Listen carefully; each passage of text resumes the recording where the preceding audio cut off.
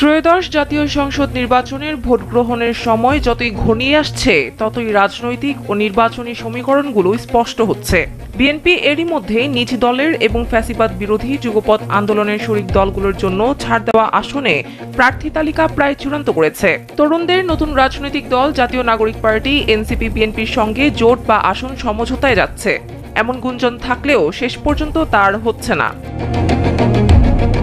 বরং জামায়াতে ইসলামের সঙ্গী হতে যাচ্ছে এনসিপি। দুই দলের শীর্ষ নেতাদের একাধিক বৈঠকে নীতিগতভাবে এই সিদ্ধান্ত প্রায় চূড়ান্ত। তারা জানান, বুধবার জামায়াতের শীর্ষ পর্যায়ের নেতাদের সঙ্গে দুদফায় বৈঠক হয়েছে।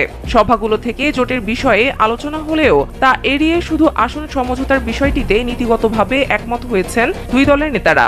সংস্কার বিচার সহ বেশ কিছু মৌলিক ইস্যুতে একমত হয়েছেন তারা। আসন সমঝোতা হলে এনসিপিকে কত আসন ছাড়তে হবে তা নিয়েও আলোচনা হয়েছে।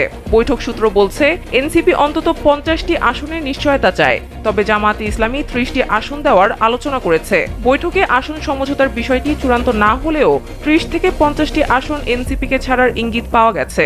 একই সঙ্গে এসব আসনে এনসিপির বর্তমান জোটসঙ্গী আমার বাংলাদেশ পার্টি এবং রাষ্ট্র সংস্কার আন্দোলনও থাকতে পারে বলে জানা গেছে।